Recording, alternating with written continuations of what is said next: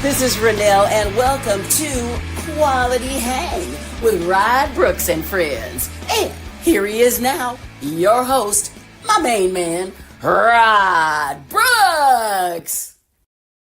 Thank you very much, Renelle. I am Rod Brooks, and welcome to Quality Hang. And as always, I'm joined on this broadcasting adventure by my partner in crime, my friend, a man so cool that he can wear a turtleneck and a suede coat in July. He is Marcus Osborne. What up, man? Easy to do when it's 60 degrees.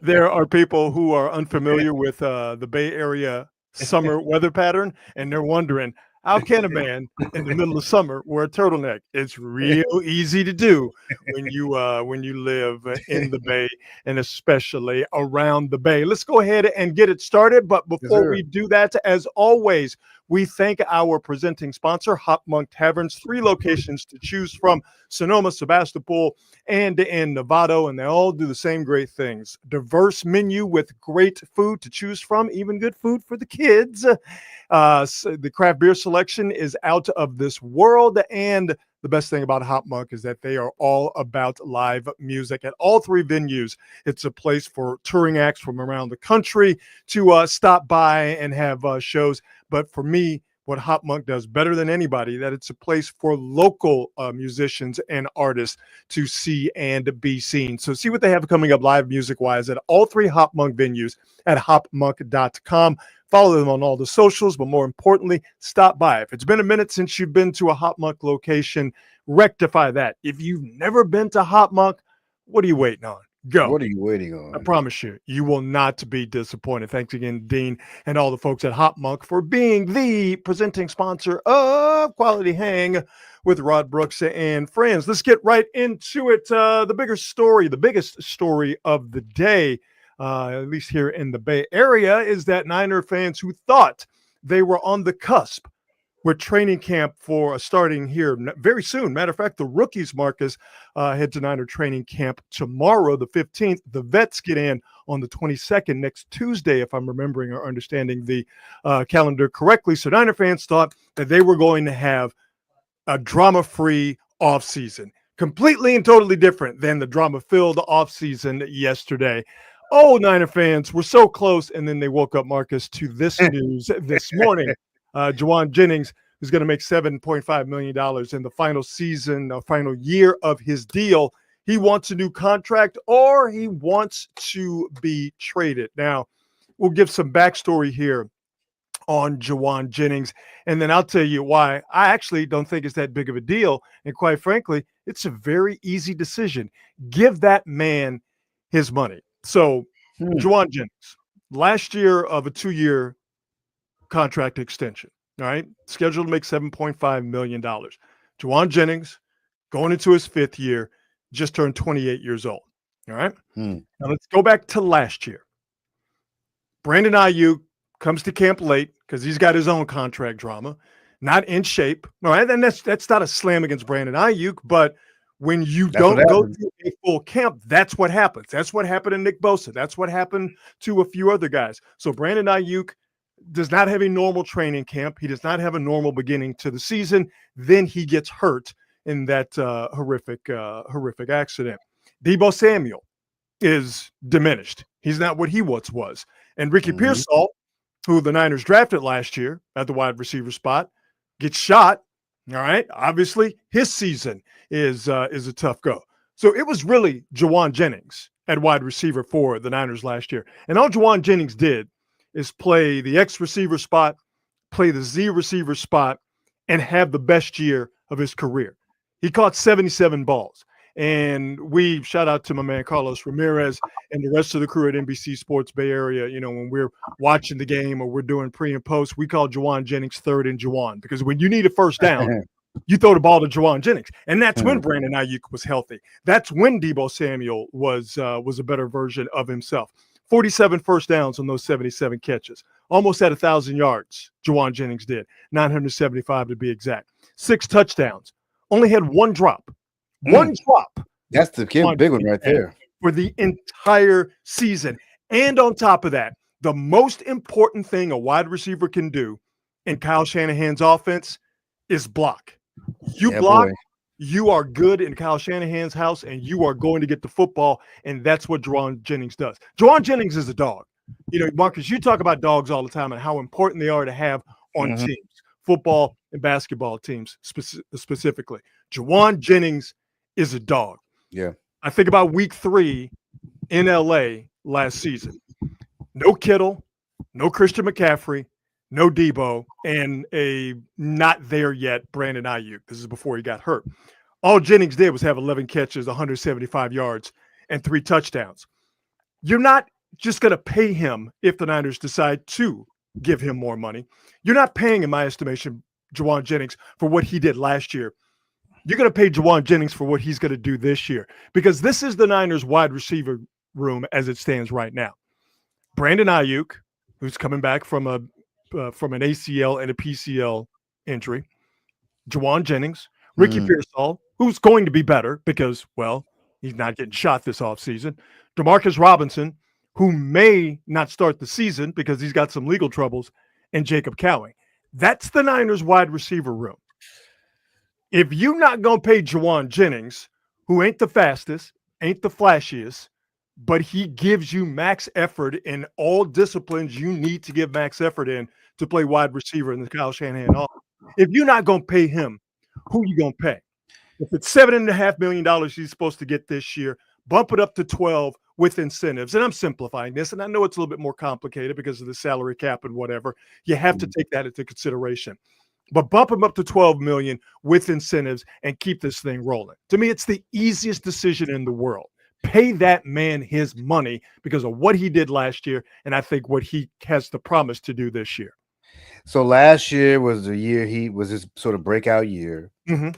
First time he'd done those things. I'm very torn. Like, I mean, I'm typically the guy who going, you know what, just give the player whatever he wants, if the player deserves it. But I feel like I'm kind of with the Niners. Like, show me you can do it again. You got another year left in your contract. That's fair.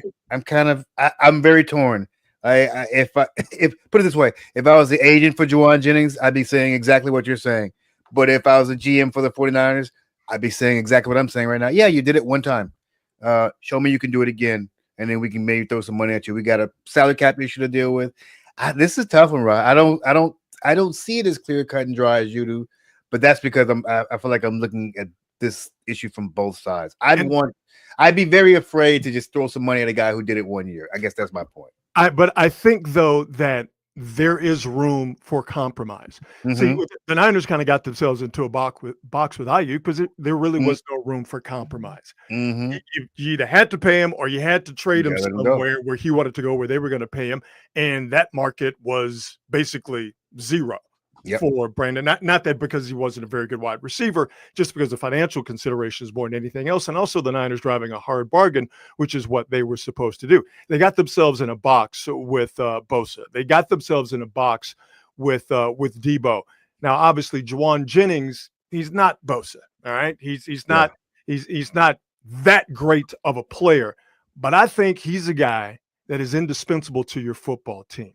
He does the dirty work. He does what is asked of him. And when it wasn't necessarily, all right, you know what? This is my chance to shine.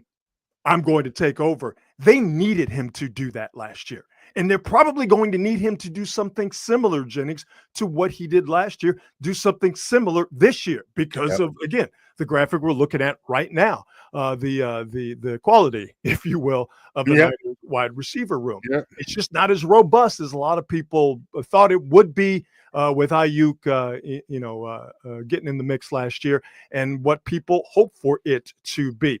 I'm just of a mind that if you're going to pay other guys who may or may not have been deserving of the payday they got, and you're not going to pay a guy who, when the Niners were at their most desperate at wide receiver, turned in the best year of his career, I just see it as one of those where $7.5 million, $15 million is a little much. But you mean to tell me you can't find a little middle ground between $7.5 million this year and $12 million, $13 million for a guy who, again, showed improved last year, and you're probably going to need him to do something similar again this year. I'm being simplistic about it, but if you're not going to pay Jauan Jennings, who are you going to pay? I mean, yeah, I can't dispute any of that. This is legitimately one of those instances where I feel like whatever argument you make is fucking fair. I hate being. I almost feels like a cop out and fence sitting, but I legitimately feel like I can ride with either one of these. Yeah. I can't even dispute what you say.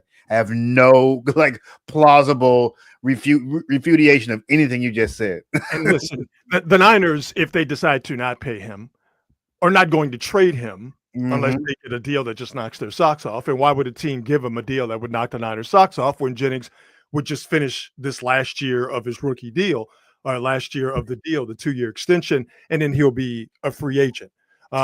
So, right now, Jennings has the leverage, but he's not going to sit out a season because he's not going to get the extension that he wants for the Niners on top of the $7.5 million 2-year extension that he got a couple of years ago. So he's going to play.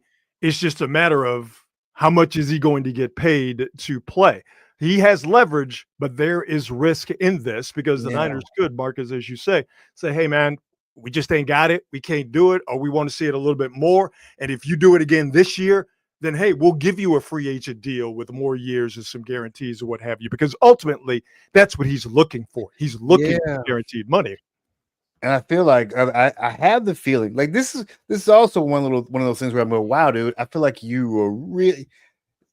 It's very extreme. Now, I don't know if this is actually what he said, but you say pay me or trade me within the next week. I'm like, wow, that's a little much, dude. You're not that guy. Yeah. You're not that guy. I think that's a lot of agent talk. That's what I'm saying. That's why I don't know if he said that or if it's just propaganda or what. But I'm like, it's agent talk. And if I'm not mistaken, his agent is Drew Rosenhaus, who is exactly. Say less. Say less. And don't. But see, Drew, don't put your boy in that position either, because other teams might be interested in him too. And this is a young guy who's just getting started, and he had a nice year, but he's not that guy. And teams are going to be throwing money at you, having to deal with the bullshit that's coming out of Drew Rosenhaus's mouth when he hasn't shown that he's that guy. He's shown that he's a good receiver, and I'm like, I could find another good receiver. And don't screw your client because you're talking that craziness. Yeah, I do think though that Drew Rosenhaus has been around long enough, and he has a reputation that teams know that they know his get down, and they know how he goes about doing this stuff and negotiating in public, if you will. I would think that this is business, not personal. Yeah. That the Niners are not upset at Jauan Jennings. I don't think Jauan Jennings is upset with the Niners. This is his moment. This is the most leverage he's ever had in his professional football career. And he, along with his agent, Drew Rosenhaus, and I'm sure at Drew Rosenhaus's insistence, even though Jauan Jennings is a grown man, I'm pretty sure that he's looking like, I had a hell of a year last year. I am fairly indispensable to this team at wide receiver. This is my chance to get paid. He's no babe in the woods. But I think that both parties understand leverage, and they understand that Jauan Jennings coming off a year where he was the best, most consistent receiver the Niners had, that if there's a time for you to ask for more money or say, hey, pay me or trade me, the time is now. The 49ers have to be going, Jesus Christ, again. Can we just get through one season? Just once, we don't have to deal with this type of bullshit. No, it's not possible. Like every single year, almost getting through it. It's weird that I feel bad for this for a team with a bunch of money, but you have to feel bad, mainly for Niner fans too, because this is the type of drama they seem to have to deal with alarming annual regularity. And I think it is very important to point out that just because this news came out today, it absolutely does not mean that Drew Rosenhaus went to the Niners today and made this demand. I promise you that this has been talked about for weeks or months between Jauan Jennings's camp and the Niners, but there has been no movement. So now the move is, and again, this is business, not personal. This is just how negotiations work. When do things get done? when there's a deadline involved. Yep. And so now Juwan Jennings' side is trying to put forth, in essence, an artificial deadline, which is training camp opens for the veteran Niner players next week. There has been no movement on getting me a little bit more money after the best season I had and after being the best, most dependable receiver the Niners had last year for reasons that I detailed earlier. Nothing has happened over the course of the weeks or months. We've talked about this. So let's set the artificial deadline. That's just where it is. Fair enough. Yeah, this will be interesting to see where this thing finally closes out, and hopefully it gets rectified before actually, it might be great if it got done before a training camp. Yeah. It might be pie in the sky, but it'd be nice. I would not be surprised, though, if the Niners waited it out a little bit, because, again, they don't have to make a move. And if they decide to not engage in any negotiations with Juwan Jennings' people for more money, if they decide to not engage in any potential trade partners, there's no way Juwan Jennings is not going to play for the $7.5 million he is scheduled to make on the last year of the 2-year deal. Because if you don't play, you don't get that money. That's just how it works. Money. So he has leverage for now, and there's the artificial deadline. But again, that deadline is very artificial. And the Niners, while this is it's not a terrible situation, it's not an optimal situation, but they don't have to do a damn thing. Yes, sir. Yes, so sir. We shall see where it goes. Never let it be said that we here at Quality Hang, Marcus, that we don't love. I love love because we do. I'm a fan, and we root for love. Yes, and we root for young love, and we are rooting, Marcus, for two young lovers. One, Klay Thompson, and his new baby, Megan Thee Stallion. Now, Klay and Meg have gone somewhat public with their relationship. Yeah, buddy. This is a picture that was on Klay's Instagram, and you could see Klay Thompson, and you can see a side of Megan Thee Stallion that gets people. I'll go ahead and move this graphic. A side of Megan Thee Stallion that a lot of people are familiar with. And some people would say that the side of Megan Thee Stallion you're seeing presented in this picture that was on Klay's Instagram is her best side. Some people would even say that that's her moneymaker. It definitely pays some of the bills. Just telling you what the word on the street is. So Klay and Megan are together now. This relationship becoming public, it didn't necessarily happen the way they wanted it to happen. There was no official announcement. Matter of fact, it happened because people did a little sleuthing. So Megan Thee Stallion, as you could see here, just relaxing in a pool. I guess her legs are hot. Yeah, the rest of her seems to be okay. Anyway, the rest of her also hot. As you can see, Megan Thee Stallion from Houston, Texas, by the way. That's how we grow them in H-Town. Just letting you know. I applaud y'all. Thank you. Keep up the good work, Houston. It's all of the queso and brisket. Anyway, as you can see, Megan Thee Stallion just relaxing by the pool. Now, most people look at this picture of Meg, and you focus on her. Well, once this picture hit, people started looking in the background. And if you look in the background, I wish I could make it bigger. If you look to the left of the picture, over Megan's right shoulder, you will see a man on a chase lounge, on a beach lounge. Well, people, because they're weird, made the picture bigger, and they realized in the background wasn't just some random dude. It was Klay Thompson. Woo! So that's how the relationship got out there, and they decided to, while they haven't necessarily addressed it, they've been hinting around it. They're being a little bit less, Meg and Klay, being a little bit less secret squirrel about their relationship.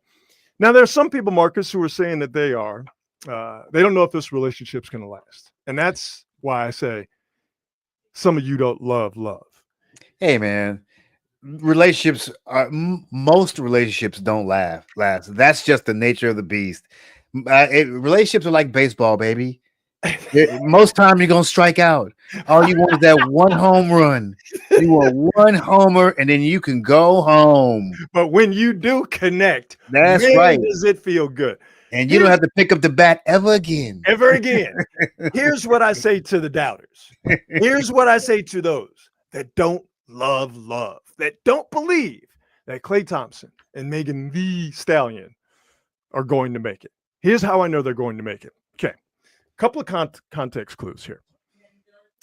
This picture was taken in the Bahamas. Klay Thompson has Bahamian heritage. His father, right. Michael Thompson, yes, sir. is Bahamian. Is from the Bahamas. Klay Thompson took his new boo back to the Bahamas. You know it's serious when you bring her around your peoples. Am I right, Marcus? To the motherland, baby. Take him to the motherland. Here is how I personally know that Klay is smitten and this is going to work. I want you to check out Klay Thompson's haircut. Matter of fact, let's do a zoom in on Klay Thompson's haircut. Remember back in the day, Klay Thompson had the fro, right? That's right. What does Klay have now? Klay done got it busted down to a low taper fade, and the waves got him seasick. Klay Thompson got that fade for one Megan Thee Stallion. They gonna be all right. Yeah. Klay went back to original Klay, and before Afro Klay. Speak of it, Marcus. He went back to original Klay. He's like, yeah, I'm gonna go ahead. I'm gonna throw on this corporate face and get this corporate cut because I got this hood chick. Hey, Marcus, we're gonna balance this out, baby, like eggs and bacon. Marcus, she said to Klay one day, you know, I really liked it when your hair was cut and you had a fade. That cat got that fade within the next, 15, 20 minutes? Because you know he had that barber on speed dial. Oh, speed dial. You know that he did. So we say to Klay and Megan, Mazel Tov.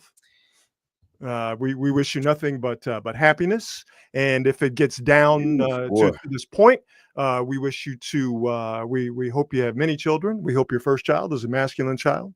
And we here at Quality Hang, we love, and we are rooting for you two crazy kids. One thing for sure, if they have a kid, it's going to have a big booty and a jumper. Come on, dog. Whether you're in the NBA or the WNBA, you're going to have them things. Let me do something here real quick with this picture. There's only one picture that really tells sort of the story when it comes to what we're seeing here with Megan Thee Stallion and her the other side of Megan Thee Stallion. There we go. You know what this brings? It brings the Adonofoil stank face. When you see this or you see that, boy, look. What do you get? What do you get? The Adonofoil stank face. He earned that. I feel like I should give him a teddy bear like he won something at the carnival. Goodness gracious. Let me tell you something, dude. Klay Thompson was probably having at the toughest point in his career when he got to Dallas, Texas. Oh, yeah. Absolutely. And now it's all gravy. Now he okay. Now he all right. It's all gravy, baby. Thank God I came to Texas. There's two schools of thought about Klay Thompson and how he's going to perform on the basketball court this upcoming season. Now that he has one of the baddest chicks in the game on his arm. There are people out there who are saying that Klay he's going to go for 50, 40, 90. He's going to average 50 points a game. Of course he is. Or there's some people who are saying that he's going to be so fatigued because of love that his jumper is just going to completely and totally just go off a cliff. I'm going to go with the former. I'm going to go that this energizes Klay, and we might have Klay getting back to the All-Star game. I mean, based on based on what I've seen of Megan's career, Clay might not have to do a whole lot of work. Oh, whoa, hey, yo, come He on. may not have to do Come a whole on, lot of wait a minute. anything. Settle down, dog. She just be like, baby, I know you got a game tomorrow. I got this. Settle down. I got you. Oh, game 6 Clay. No. More like 6 a.m. Clay.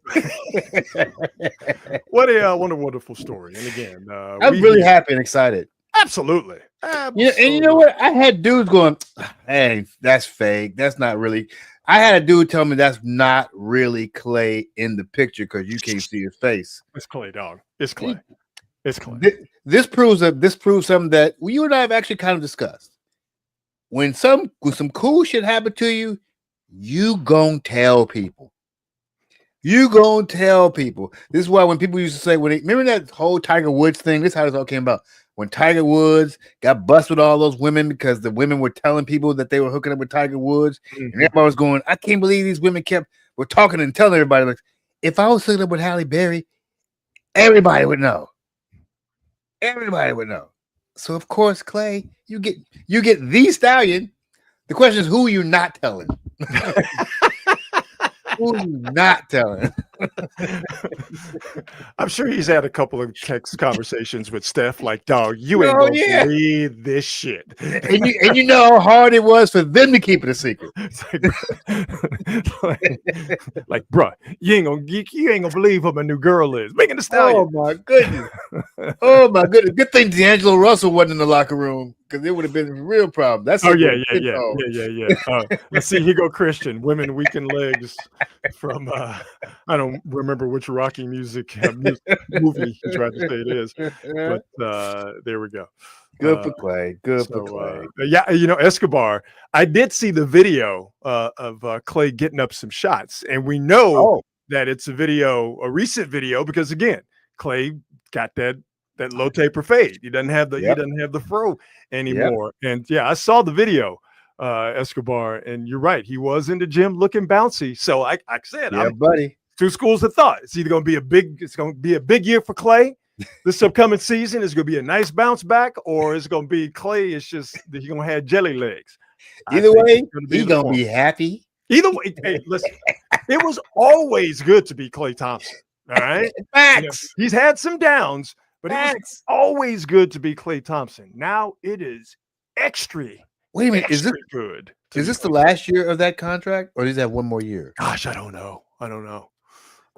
Because the Warriors are trying to give him a 2-year deal. Did Dallas give him a 3-year deal? I feel like they gave him a 3.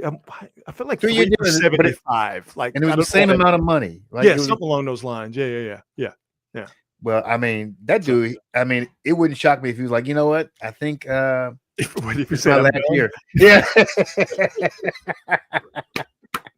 It's all going to depend on what Meg wants. If Meg says, you know what, baby, you don't need to play basketball, he'll quit tomorrow. If she says, I like to watch you shoot them jumpers, he gonna play until he can't play no more. These are facts too. I promise you. Why? I'll tell you why. This is why. Right there. Okay? Why? This is why. Okay? Man, y'all better quit playing with Clay at this point. If that tells you to do something, chances are you're going to do it. These are facts. You're going to do it expeditiously. These are facts. And Clay got a little bit of that light-skinned gangster in him too, so y'all better not push up. See? Yeah. I mean, if you have one of those attached to you, yes, sir. You got to be ready to fight. You got to be ready to fight. Yes, sir. You got to be ready to fight, because there's going to be a bunch of just unscrupulous brothers who gonna try to shoot their shot. For real. And that hoop world, I mean, you can't trust none of them dudes around your nobody. Nobody. Can we talk about this? The hoop world has the most dirty macking I've in any baseball is close, but the hoop world, the dirty macking in the hoop world is insane. Speak on it. Yes. Like, I don't think cats know, like, a lot of stuff that you see on that court, it seems personal. It probably is personal because so many of these dudes is really dirty macking out here, pushing up on these boys' chicks, and they know it's their chick. Man, the stories about guys going up to wives and girlfriends Crazy. saying, he cheating on you. Saying, Crazy. I could treat you better. Oh man. I mean, dog. Jason Kidd, Man, Jim what? Jackson, Tony Braxton. So you need Man, That's all what? I mean, Chris Webber, allegedly. I mean, Tony Parker, apparently. Dirk could tell you about some stuff. Wasn't there something with Steve Nash's wife and Nah, a you former know. member of the Golden State Warriors? I think I've said too much. Man, it's rampant. It's Dirty crazy how rampant it is. Dirty Mackin. So yeah, you know they're gonna be some brothers running up to Megan going like, Clay ain't treating you right. For real. I can do better. For real. Yeah. Who's the Dirty Mackinist singer? What was his name? Drake? No, I said singer. Oh, Singer. okay. But Drake is up there. He is R&B up there. singer, not Donnie Hathaway. Oh, you talking about if you think you're lonely now? Bobby Womack. Bobby Womack. Ooh, Yeah, boy. man. Bobby Womack out there. Dirty Mackin. All right, let's move on, shall we? New segments. Suck a move of the day. Love this. Suck a move of the day comes from the folks at Miami Northwestern High School. Miami Northwestern High School, have decided to suspend volunteer. Now, the word volunteer is very important here. Volunteer head football coach Teddy Bridgewater, former NFL quarterback, standout at the University of Louisville. Now, Teddy Bridgewater coached his alma mater, Miami Northwestern, to a state championship last year. And according to Teddy Bridgewater, the school's administration wanted him gone because Teddy Bridgewater provided improper benefits. Okay. Now, are these benefits truly improper? You decide. Teddy Bridgewater spent of his own money, Man, $14,000 on training camp, $9,500 on uniforms and outfits for the kids, football related outfits. $2,200 of Teddy Bridgewater's own money he spent per week on pregame meals. $700+ Teddy Bridgewater spent per week on Uber rides for kids to get them to and from practice. $300 per week to get the field painted. These are the improper benefits that Teddy Bridgewater was given to the players, according to the administrators at Miami Northwestern. And that's why they fired their volunteer head coach. Now, again, the word volunteer is important because Teddy Bridgewater made a very good point that because he was a volunteer, they couldn't suspend him, they couldn't control him, so they had to get rid of him. And Marcus, to me, this sounds like a bunch of jealousy from the administrators at Miami Northwestern because they didn't get any credit for winning that state championship. It all rightfully went to the kids and Teddy Bridgewater. And because Teddy Bridgewater was a volunteer, not an employee, they couldn't control him. And that's why they fired him. And this once again proves that the worst part about youth sports are the adults involved. absolutely. I mean, this should be something that's being celebrated. And in most instances, it would be celebrated were it not for the other circumstances surrounding this thing. There is, you hit it on the head, the jealousy rod. It creeps into all this bullshit. And it's really, really, really hurtful that this does nothing but hurt these kids. Yeah. He spent his own money. Yeah. He spent his own. If you have a problem with the kid getting food, you have the problem. High school. That's your hang up. And again, High school. Miami Northwestern, these are poor kids. These are poor kids in a poor neighborhood. If there was no need for Teddy Bridgewater to spend $2,200 per week on pregame meals, I'm pretty sure that Teddy Bridgewater would not spend $2,200 per week of his own money on pregame meals. But it Yeah. seems as though the school, not surprisingly, and that kind of goes to a bigger discussion about how what we're doing with public education and what we're doing with sports in public education. But if there wasn't a need for pregame meals to be bought by Teddy Bridgewater, I'm pretty sure he wouldn't have bought them. But since you're not providing it, you get mad at him for doing it. This is all sucker shit. And this is all jealousy because the folks that couldn't control Teddy Bridgewater got themselves all in the tizzy. I just reading this story, man, just it makes me mad just thinking about it now. Of course. I mean, I can't say these are high school kids. These are not college athletes. These are not semi-pro. These are high school kids. He's not buying them tattoos. He's not buying them. He's buying them hookers. Not buying. I mean, you're not buying them cocaine. Like, what are we talking about here? Come on, man. I mean, it's not like we're talking about Michael Irvin, who probably would be buying them hookers and cocaine. And bricks of it too. Playing clips with music while he's serving it out. I mean, man, like these are poor kids that need food, need football, and they need rides back and forth to and from practice. And he's providing it. I can't find anything that's improper about these benefits. Christian Narang, I hope I got the name right, says somebody wasn't getting paid off. Oh, well, I mean, well, that too. I mean, that too. Ooh. That too. I mean, I didn't think about that angle, but that probably is part of it. Teddy Bridgewater did have, though, he had the coldest line when he said, I'll just go back to being a volunteer in the stands like I was before, which means you can't stop him from giving these kids what they need. And there's nothing improper about these benefits. Absolutely nothing. Just total bullshit that when I saw it, it just made me mad. So there you go. Sucker move of the day. Miami Northwestern, full of suckers. Preach. Oh, man. Full of suckers. Full of suckers. Oh, boy. Speaking of suckers, the folks who went over to Pamplona, Spain to run with the Bulls. Yeah, baby. All a bunch of suckers. And the running of the Bulls completed today.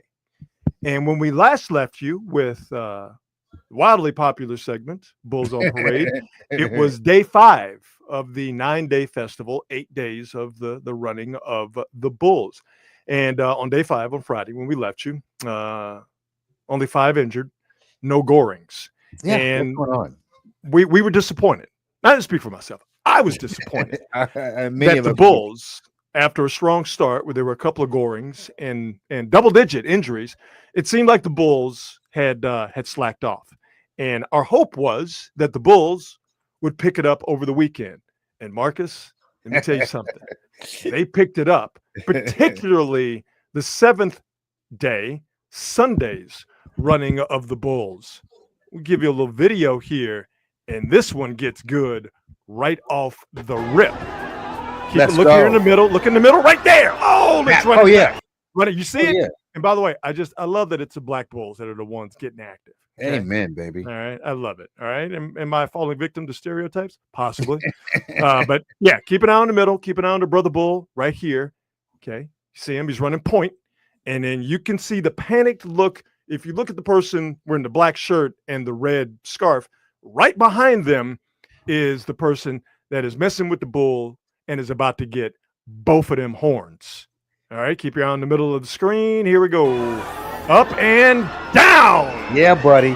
Yeah. I'm sorry, was that a bunch of Mario coins I saw coming up right there? Knocked the Sonic rings out his ass. This is my favorite shot, by the way. I'm going to back it up. When the Bulls come around that corner, right there. I love it. Oh, man. It's like a Formula One race. And they're coming down the stretch. Yeah. So 8 got hurt on Sunday. And listen to the chaos. See the mayhem. Right there. I'm running back here. Pay attention to the bottom of the screen. You see number 7 down there. I'll go back a little bit more. Right there.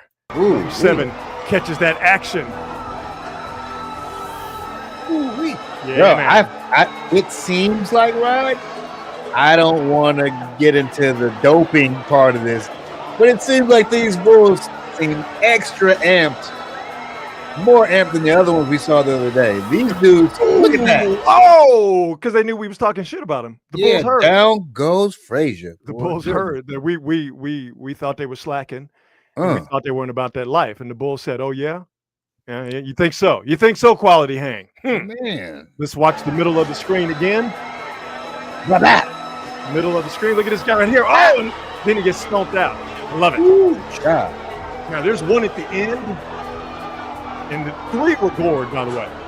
Okay, we got a few during Sunday's running of the Bulls. Again, this was the 7th running. At the end of this video, I want you to pay attention to the left side of the screen. All right, so I think we're getting pretty close here. Oh, fast forward. Why not? Oh, no, it's not. We're getting past the good stuff here. This massive humanity that goes down right there. I love people tripping over themselves, by the way, too. Yeah, I mean, you gonna trip. That's how most people get hurt, by the way. It's not the Bulls. You gonna it's trip. Stampeding action like this. Now, here we go. Pay attention to the left side of the screen coming up here. Watch this black bull. Boom! Got him. You Got him. right here. Okay. So you see the person in the red sweatshirt on the left side of your screen. Got Just him. watch the left side of the screen and then watch the black bull in the back. Boom! Right there. Yeah, man. All them coins came Yeah, out man. 3 gored that day. Goodness, And the wow. 8th day or the 7th running of the Bulls for 2025. Today, no gorings, but 8 injured. So I would say, Marcus, that even though the Bulls ultimately paid the ultimate price, where they were all herded into the bullfighting ring in Pamplona and then murdered for people's enjoyment, I would say that the Bulls, they did what they needed to do. So I salute all of you Bulls in heaven who participated in this year's running of the Bulls. You did your species proud.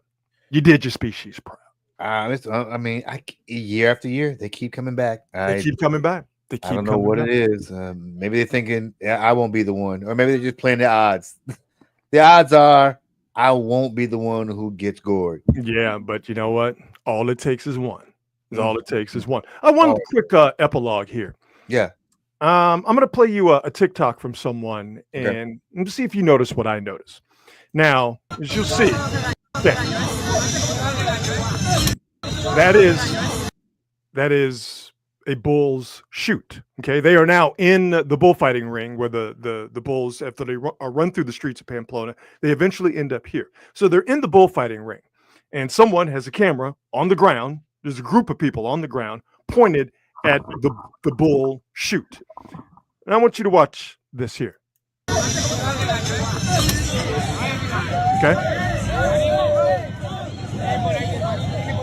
And I want you to see if you notice what I noticed. All right? Oh. Okay. But did you notice what I noticed? Almost immediately? Did you see it? I didn't. I'll move it back a couple of frames and then we will point it out. What is this guy doing? Brother, what are you doing? What are you doing? Right there, left side of the screen. Really? Really, brother? Oh. Really? Yeah, exactly. Let's all look upon this brother, putting himself in harm's way. Let's look at him collectively with the face of disapproval. Yeah. Really? Life isn't dangerous enough for you. You had to go and lay down in front of a bull and have it jump over you. Really, brother? I get that adrenaline rush, I guess. I'm good. I'm good, dude. This is just the type of thing I don't need in my life at this point. At the next Black People's meeting, we're going to have a discussion about you. Did you forget where you are and who you are? What are you doing? You let them do that. What are you doing? Okay. I want you no more running and no more laying down. None of that bullshit. No, you can watch it, but actively participating in this nonsense? Really, brother? Really? Hey, man, us Hispanics coming all No, man, there's got to be something just deep within your soul, Oh okay? shit! Within your African soul. No matter where you're from, you got that blood in you. There's something that's got to stir deep within your Yeah, African soul that says yeah, we don't do this. yeah. You got to feel the essence of the Okay. motherland coursing through your veins, hitting you with the power of the Yeah. force. Yeah, you got if like fine, I get it. You want an adrenaline rush, I don't know. There's plenty of things you can do to get to an adrenaline rush, but this, come on, you can do better than that. Various miscellany. Did you see a couple of surgeries happen that people were surprised about in the NBA? Kevin Durant had surgery on his thumb, and I believe it was his thumb on his right hand, on his shooting hand. That's interesting. The Rockets say they knew about it and not a big deal. It obviously didn't dissuade them from making the blockbuster trade What was the surgery? to get Durant there a couple of days ago. And they said what the issue was? No, it basically was they said it was a minor cleanup procedure. In my experience, there's nothing minor about surgery, but it was minor enough to where the Rockets, it didn't bother them. On the flip side of that, Paul George had surgery on his knee. Hey, what else is new? So the Sixers continuing to get kicked right in the baby maker with Paul George having that surgery, and his availability for training camp at the beginning of the season is somewhat shrouded in mystery and doubt, if you will. Yeah, Paul George, what a disappointment his career has become. Like, wow. And remember how many people wanted him to be a Golden State Warrior? Yeah, man. This is why I say y'all be just trying to get any old body over here just because they got a name and they tall. Like, nah, that's not how you do that. You could have an all-star team of guys that a lot of Warrior fans wanted that turned out eventually to be buns, varying degrees of buns, but buns nonetheless, like Paul George, like Bradley Beal. Thank God, because I was not in favor of either of those. So I'm so glad that didn't happen. Because you know basketball. That's why. Not even what. Y'all just be wanting to get people because they got a name that you recognize or they're tall. It's because you're not a star fucker. That's why. Jesus Christ, y'all. Come on. On this date, July 14th. I love this. We're not going to go in chronological order because I'm going to save the best for last. On this date, one of my favorite bands, Living Colour, released their most known song, and a song that still resonates to this day. Cult of Personality was released on this date back in 1988. Oh, man, what a great record. What a great song. Timeless song. Absolutely timeless. Yeah. I wonder if I feel like it's on the top 500 songs list of all time. Oh, it's got to be. I think I saw it rolling. I think it's on there. It's got to be. Great record, man. It's got to be. And it still hits. It's Cult of Personality is something that's been going on since the beginning of time. And where we are right now, 37 years after it's released, yes, sir, we are living exactly what Vernon Reid and the boys were talking about. And that song, first off, sonically, it sounds great. It's a perfect rock song. It really is a perfect rock song. Perfect rock song. It plays in arenas. I'm not a wrestling guy by any stretch of the imagination, but I know one of the wrestlers, I think it was CM Punk, had Living Colour play Cult of Personality live as he came out at the most recent WrestleMania a couple of months ago. So it's a great song with a timeless theme or message, if you will. The vocals are great. It's never going to go out of style, man. And anytime it comes on the radio or anytime it comes across, the shuffle on my phone, I stop and listen to it, man. And Vernon Reid's guitar solo hits you right in the mouth. Yeah, I mean, it's just one of those few tracks that came out at the perfect time with the perfect vocals, the perfect production. Sonically, it's everything about that track is absolutely legendary, man. You don't get tired of it. Nope, absolutely not. Released on this date in Oh, 1992. Too Short's seventh album, Shorty the Pimp, dropped on this date, July 14th, 1992. You speaking my language. You walk through Yes, the sir. limp. He's Shorty the Shorty Pimp. the Pimp. What are we doing? Oh man. Oh my goodness. I mean, we are Too Short fans here. I mean, we're not the only ones, but we Yeah. are big Too Short fans here on Quality Hang, and I love the fact that he's still doing it. He's still viable.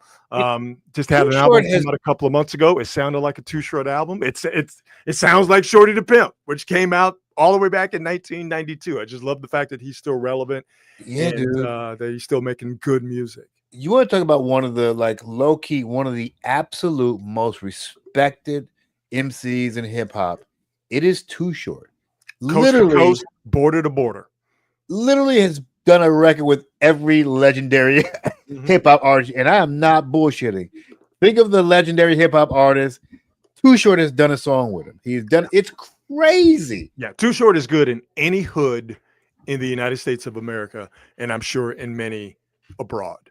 Yep. It took a long time for the East Coast to get on the board. But when they did, and they did. I mean, the dude, he did track with Biggie. He's done tracks with Jay-Z. Like, who do you want? Who do you want? The only people that had a bad thing to say about Short were the Lunas.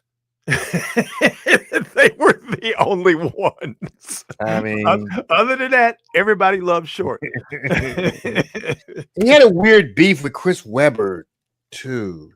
Oh, really? Yeah, he had. I didn't know about this. He had a weird beef with Chris Webber back in the day, and then he ended up moving to Atlanta. Like it was. I have to right. go I back. remember the Atlanta move. Yeah. He moved to Atlanta, and he got in with Ludacris. Yeah, I mean, he is the reason that we have Lil Jon. Yeah, that's right. I mean, that's what I'm like. The dude is in so much stuff. Yeah. And if you ever want to have a really good time, watch a Too Short interview because he has so many amazing hip hop stories. He's one of our white whales. I desperately want to interview Too Short. Got to get him. I want to talk to him about a lot of things, but ultimately I want to thank him because he's part of the reason that I moved to the Bay. Because when I heard Born to Mac, he made Oakland on all his albums, Shorty the Pimp as well. He made Oakland sound so cool. I wanted to know what was happening on the Foothill bus number 43. I rode that to school every day, baby. I wanted to know what was happening in East Oakland. I wanted to know what was going down at the East Bay Dragon spot, the Black. Oh my God! He made Oakland sound like a hood paradise. Man, I went and saw Freaky Tales, the movie. I still want to see that. It's so weird. So weird, but I love it so much. It's essentially 4 different stories about Oakland in the 80s, specifically 1987. When Born to Mac came out, when Freaky Tales came out, 87. Yeah. Sleepy Floyd is a ninja. Sleepy Floyd is Superman. in this movie, he is a ninja. They break into his house. Sleepy Floyd comes home after the game and catches these dudes in his house, and he proceeds to go full on John Wick. This is crazy. Makes sense to me. So crazy. Makes sense to me. And Too Short plays a detective in the movie. I should say that. Of course. I love that we have gotten to a point where Too Short and most notably Ice-T and others have played policemen. Yep. In various TV and movies. Shorty the Pimp came out on this date in 1992. Good one. Also on this date, but not really. This happened. July 14th, 1984, Eddie Van Halen made a special appearance at a concert by the Jacksons in Dallas to play the Beat It guitar solo live. Now, here's the problem. That didn't happen on July 14th. And today, a lot of accounts had something similar to this, that Eddie Van Halen played the Beat It guitar solo live at the Jacksons' stop in Dallas on their 1984 Victory Tour. Now, some backstory here.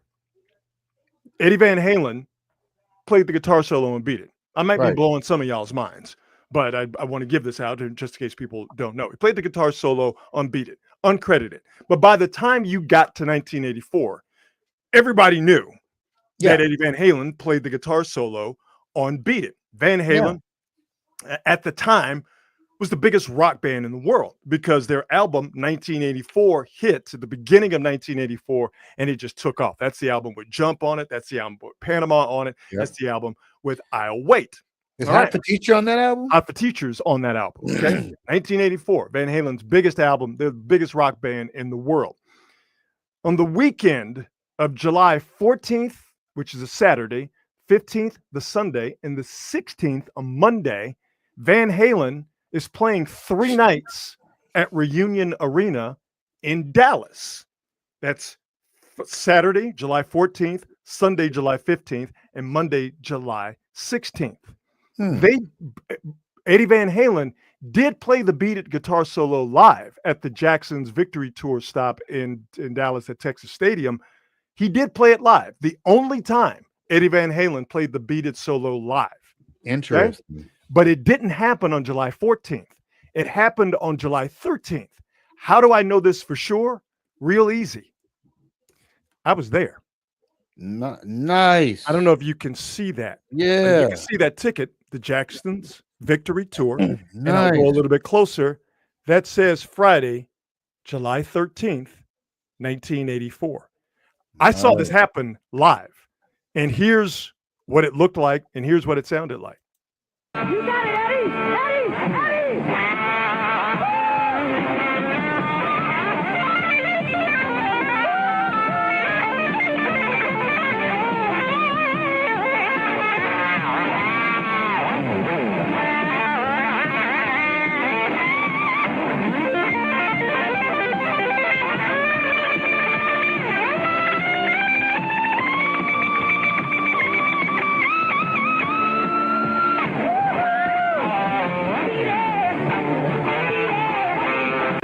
That did not happen on July 14th in 1984. That happened on July 13th, 1984. They played the Jacksons the next night on July 14th at Texas Stadium in Irving, outside of Dallas, but Eddie Van Halen wasn't there. He was on stage with Van Halen at Reunion Arena about 20 miles away in downtown Dallas on Saturday, July 14th, 1984. So, what's really 2 of my favorite artists of all time, Michael Jackson and Prince. One of the things that really disappoints me about that particular era, that 2-year era of Thriller and Purple Rain, is we never got a Michael Jackson solo Thriller tour. Yeah. And we never got a full Purple Rain tour. It went, if I memory serves me well, like 3 months, and then he just ended the entire thing. Really? I didn't know that. He ended the tour, so he never got a full Purple Rain tour, and he never did an international tour for Purple Rain. He stopped it right away. Wow. He started because he's a very mercurial guy. So by the time the tour started and he got about 90 days in, they were like, "I'm tired of playing this shit. I got other stuff I want to play." That sounds like Prince. Yeah, he's like, "Yeah, I'm tired of playing this shit." And he was deathly afraid of being locked into being the Purple Rain guy, which is why he dropped a new album like in 85, Around the World in a Day, that was completely opposite of everything that Purple Rain different. did. Yeah. So it was an interesting thing. So we never really got the two of the biggest tours of that decade. We didn't really ever get them. And we got the Jacksons Victory Tour. Yeah. Because Joe Jackson. Yep. said we're gonna do this all together or we're not doing We it ain't gonna do at it all. all. And Michael, Yeah. of course, was going to do that. So He that's wasn't quite ready to break away from Joe. no. Sad. And they knew that. They knew that. Yeah. And also, Don King got involved too. I don't know if you can see it, but it's Don King's name. I don't think that thing Yeah, is going to that'll focus. do it. Maybe you see it, but Don King had a hand in it. And of course, as we all know, anything that Don King has a hand Yeah. in, If Don King has a hand in it, I always say check your pockets. That's what exactly. I always couldn't say it fast enough. Thank you. That's exactly it. So, not on this date, Eddie Van Halen played the Beat It guitar solo live with Michael Jackson on stage. It happened on July 13th, Friday night, 1984. So there you go for on this date, or I guess in this case, not on this date. Real quick before we get into the best thing I heard today and we bounce out of here. Yeah. You fancy yourself as a hot dog connoisseur. You love the glizzy. I right? do enjoy a dog. You have said this without reservation Mhm. that you enjoy a hot dog. Absolutely. You enjoy multiple hot dogs Absolutely. in one sitting. Yes. And you said that you feel like you could do the 999 challenge, which is 9 beers, 9 hot I dogs. can't You do don't the drink. beer. You would do the 9 hot dogs and 9 But beers. if you give me 3 hours, 9 hot dogs, I feel like I can put them down. I won't feel good afterward, but I feel like I can put them down. Now the caveat would be they have to be just regular old hot dogs. They can't be fucking Polish sausages. Sure, I get it. I get it. I get it. Or footlongs. I Just get it. regular old. Yeah, I feel like I can do that. Yeah. But again, you ain't no shame in your game. No. You love a hot dog. I all right? do, man. I do. Well, let me ask you a question. Yes, sir. How much do you love this hot dog? The Atlanta Braves for All-Star Week have created the Bless Your Heart hot dog. It's a deep fried foot-long hot dog rolled in hot Cheetos. That looks like a weapon. That looks like a threat. That's what that looks like. It does. It does. That looks like a prehistoric sex toy. That's what it does, dude. It absolutely does. that does not look edible. It looks like it could use some baby oil for sure. This is insane. Rod, may I ask you, why do people feel like everything has to be Cheetoed up now? I feel like I don't know. Getting Cheetoed up, and I don't know. I think we as a culture, we've allowed Flamin' Hot Cheetos to escape containment. I think what was a nice little sort of niche snack just became too mainstream. Not everything needs to be flaming hot. Concur. I mean, I just, and I'm someone who I like a little spice. I like a little heat. I ain't scared. Yeah. I just don't think that everything needs to be flaming hot. You're 100% correct. I put hot sauce on almost everything. Absolutely. But again, emphasis on the almost. Yeah. Not everything needed. Yeah. So I do though think that the Braves, and if you're from the South, you understand this. Yeah.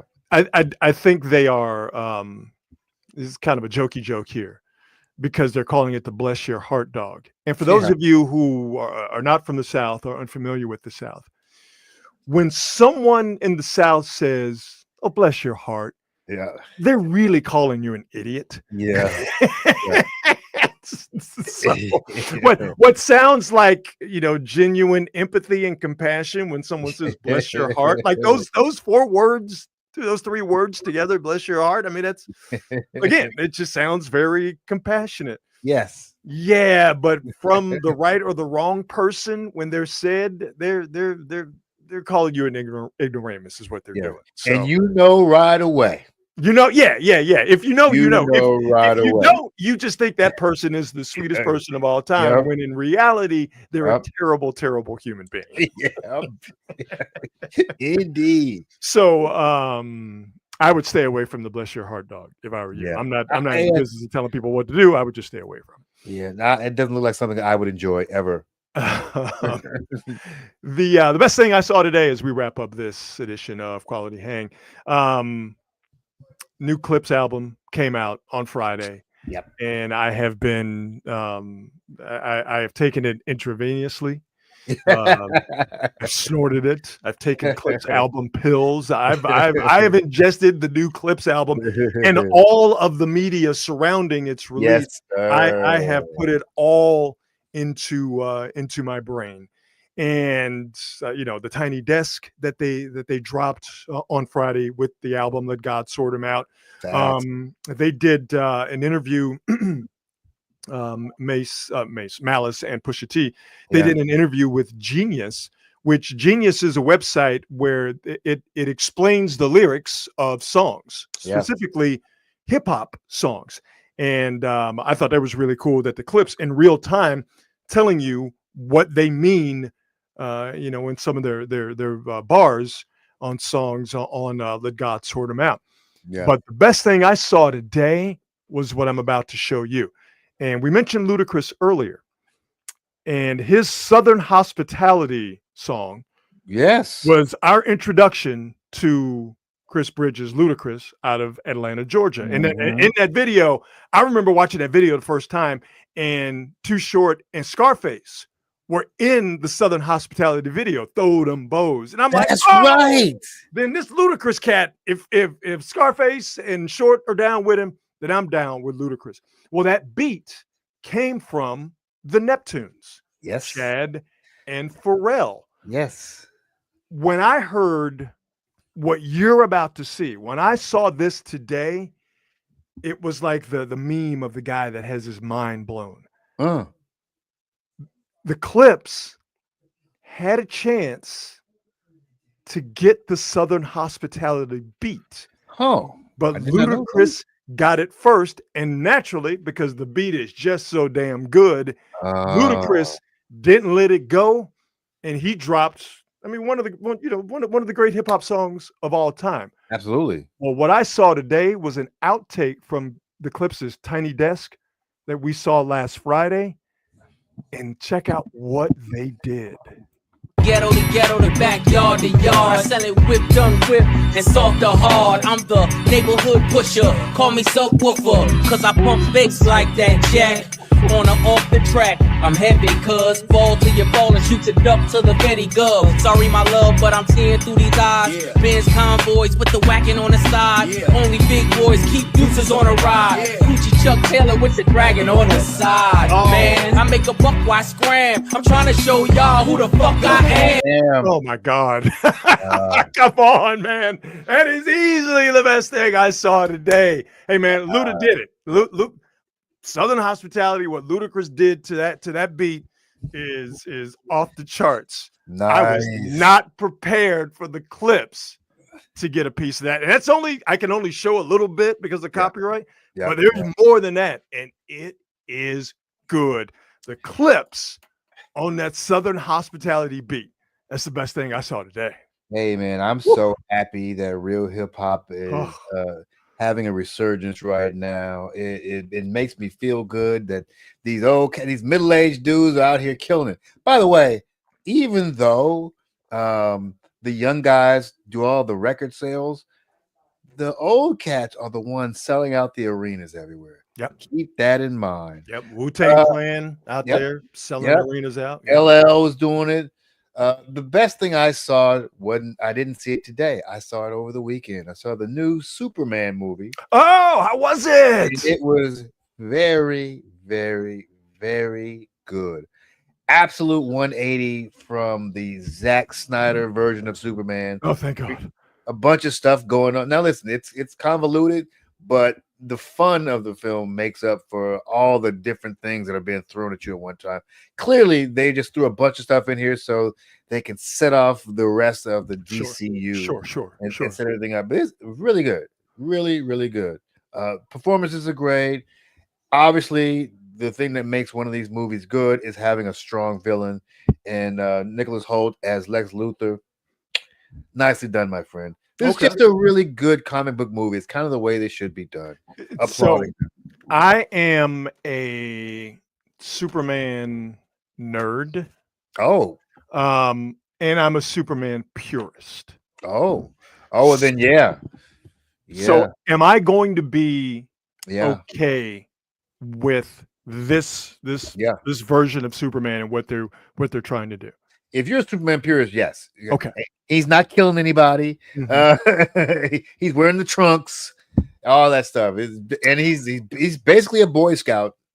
Okay, which is important because that's what he is. Yeah, he's basically a Boy Scout, and I really have to say they did a great job. Mr. Terrific, by the way, special shout out, great. Stole every single scene he was in. Here's the one thing, though. When I saw it, I'm like, don't give me don't give away the plot. I don't get the dog. Oh, well, okay. Is the dog that important?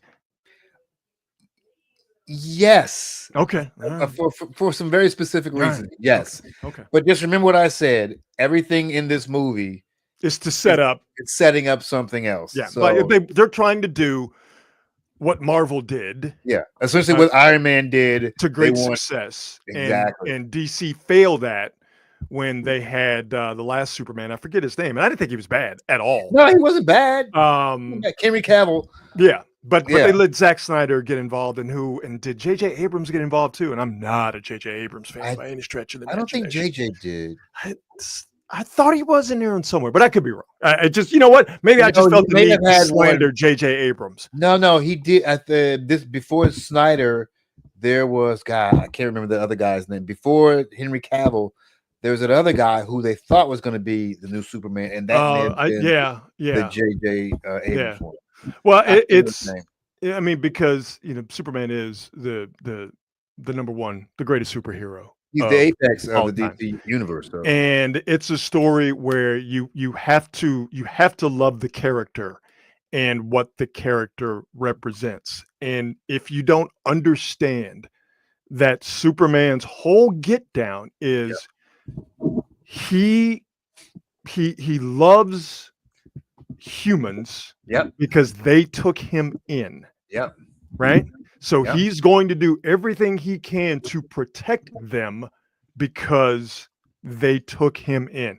That's the essence of the character. If you don't know that, if you don't understand that, if that doesn't mean something to you, then you're never going to be able to make a good Superman television show or a good Superman movie or series of movies. And if that's what for James Gunn, the now caretaker of Superman, if that's what he understands and if that's what he's putting forth in the movie, then I, as a Superman purist / nerd, okay, I'm down with it. Yeah, because you're lucky for you, James Gunn. The good thing about both the Marvel and now the DC universe is both of the heads of these particular studios, Kevin Feige and now James Gunn, both are super duper comic book nerds. Mm-hmm. You have to be. So they actually take these things very seriously. If you take the content seriously, you take the story seriously, even when you screw up, I think it's forgivable because you everything is not going to be perfect. Marvel had an amazing run of luck with motion pictures. People are like, oh, Marvel has kind of fallen off. Well, no, what it is Marvel is now come down to earth and being a regular movie studio where some films work. Some projects don't. That's just what it is. Yeah. Like Pixar. Pixar Very had good point. 20-year run of everything was just great. Very good point. What goes up must come down. Then you become a regular movie studio where you have some hits and you have some stuff that doesn't hit, and it's fine. Well, I tell you what, if it's good with you, the new Superman, and it's good with me. And I think you'll like it, Rob. That is good enough for me. And I think that is good enough for the Monday edition of Quality Hang. And we would like to once again thank our presenting sponsor, Hop Monk Taverns, 3 locations to choose from, Sonoma, Sebastopol, and Novato. And in all 3 locations, they all do the same great things. Great menu with great food, great craft beer selection, also a nice big bar selection. Anything you want to drink, they got you. They got you taken care of at Hop Monk. And the best thing about Hop Monk is the live music at all the 3 venues.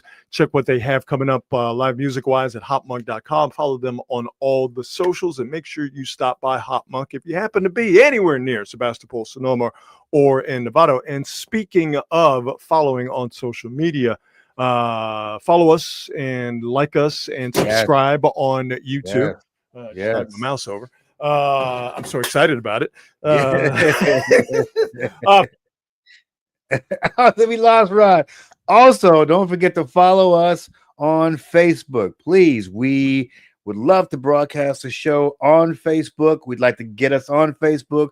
If we're going to broadcast this thing, we want to broadcast it everywhere. So get us on Facebook so we can hurry up and get this thing spread all across the social media verse. We need 40 more followers on our Facebook fan page. It's Rod Brooks and Friends on Facebook. So go and find that page. Follow us, subscribe to us so we can invade your mind everywhere. What he said. We will see you on Wednesday at 8:00. Thanks for joining us. And by the way, to all the quality hangers in the chat, I saw you, just couldn't get to all of you. But we love active today. Very active. Very Yeah, active. We love that you it. guys have created a community. We love that you guys get active in there amongst yourselves. We love that you guys contribute to the show. That's what we wanted. We love that this thing is growing organically and that you guys are a big part of what we do. So thank you, thank you, thank you. And we will see you on Wednesday at 8:00. And as always, be good and be good at it. We'll see you.